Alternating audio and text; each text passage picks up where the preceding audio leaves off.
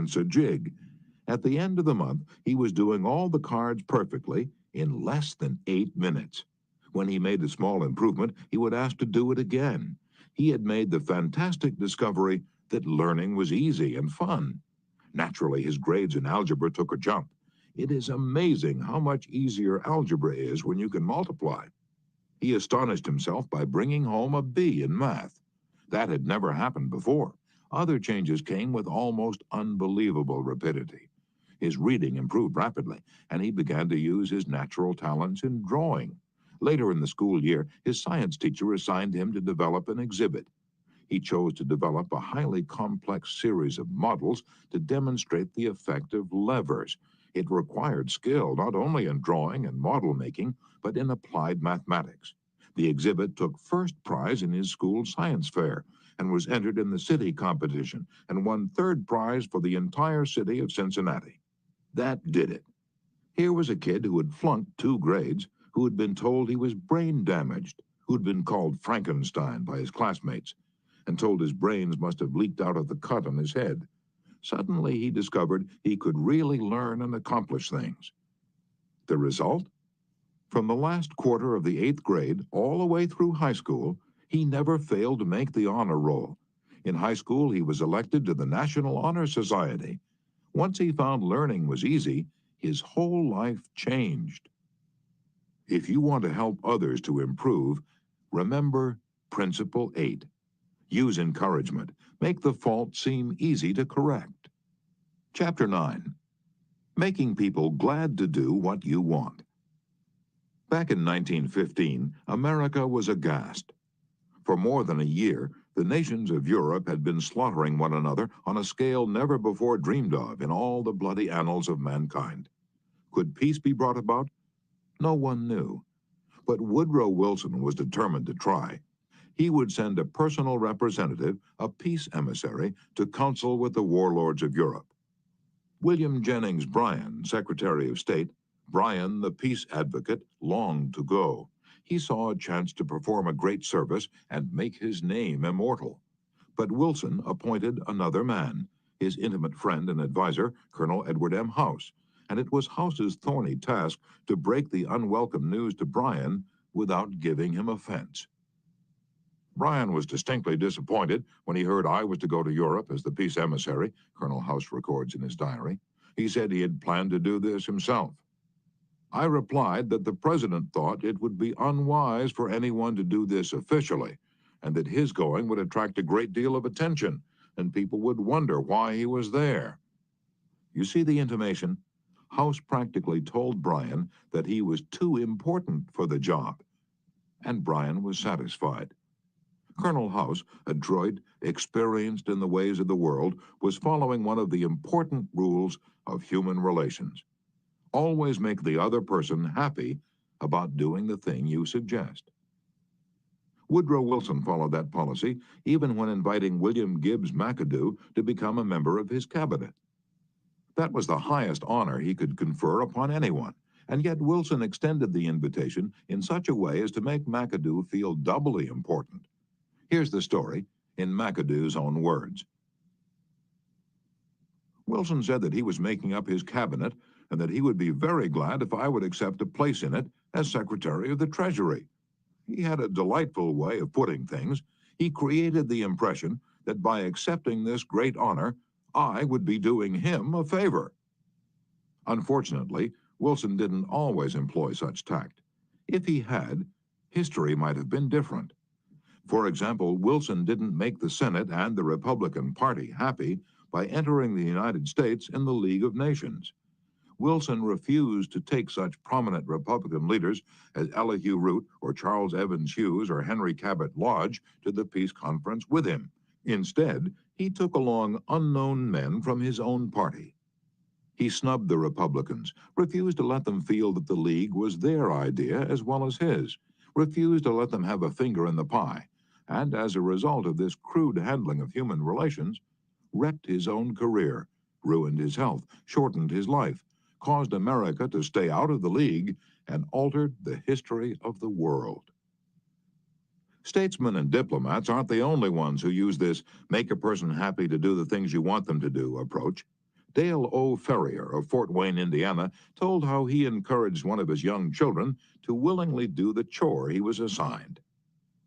One of Jeff's chores was to pick up pears from under the pear tree so the person who was mowing underneath wouldn't have to stop and pick them up.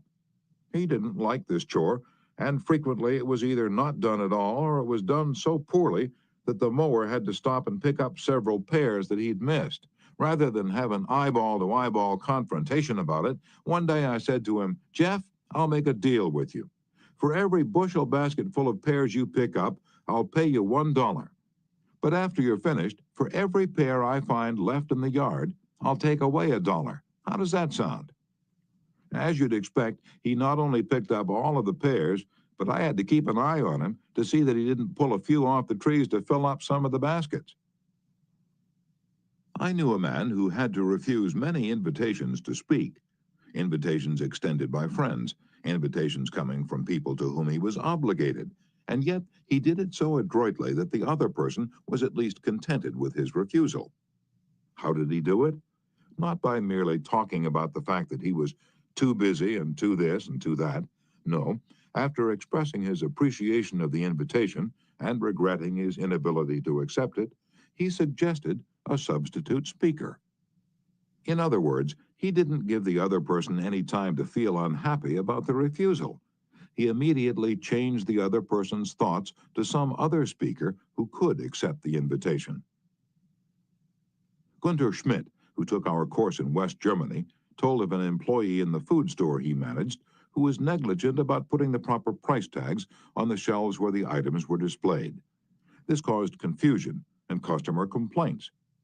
Reminders, admonitions, confrontations with her about this did not do much good. Finally, Mr. Schmidt called her into his office and told her he was appointing her supervisor of price tag posting for the entire store, and she would be responsible for keeping all of the shelves properly tagged. This new responsibility and title changed her attitude completely, and she fulfilled her duties satisfactorily from then on. Childish? Perhaps. But that is what they said to Napoleon when he created the Legion of Honor and distributed 15,000 crosses to his soldiers and made 18 of his generals marshals of France and called his troops the Grand Army. Napoleon was criticized for giving toys to war-hardened veterans, and Napoleon replied, "Men are ruled by toys." This technique of giving titles and authority worked for Napoleon, and it will work for you. For example, a friend of mine, Mrs. Ernest Gent of Scarsdale, New York, was troubled by boys running across and destroying her lawn. She tried criticism, she tried coaxing, neither worked. Then she tried giving the worst sinner in the gang a title and a feeling of authority. She made him her detective and put him in charge of keeping all trespassers off her lawn. That solved her problem. Her detective built a bonfire in the backyard, heated an iron red hot, and threatened to brand any boy who stepped on the lawn. The effective leader should keep the following guidelines in mind when it's necessary to change attitudes or behavior. 1. Be sincere. Do not promise anything that you cannot deliver. Forget about the benefits to yourself and concentrate on the benefits to the other person. 2. Know exactly what it is you want the other person to do. 3. Be empathetic. Ask yourself what it is the other person really wants. 4. Consider the benefits that person will receive from doing what you suggest. 5. Match those benefits to the other person's wants. And 6. When you make your request, put it in a form that will convey to the other person the idea that he personally will benefit. We could give a curt order like this: "John, we have customers coming in tomorrow, and I need the stockroom cleaned out. So sweep it out, put the stock in neat piles on the shelves, and polish the counter." Or we could express the same idea by showing John the benefits he will get from doing the task. "John, we have a job that should be completed right away. If it's done now, we won't be faced with it later. I'm bringing some customers in tomorrow to show our facilities. I'd like to show them the stockroom, but it is in poor shape. If you could sweep it out, Put the stock in neat piles on the shelves and polish the counter. It would make us look efficient, and you will have done your part to provide a good company image. Will John be happy about doing what you suggest? Probably not very happy, but happier than if you had not pointed out the benefits. Assuming you know that John has pride in the way his stockroom looks and is interested in contributing to the company.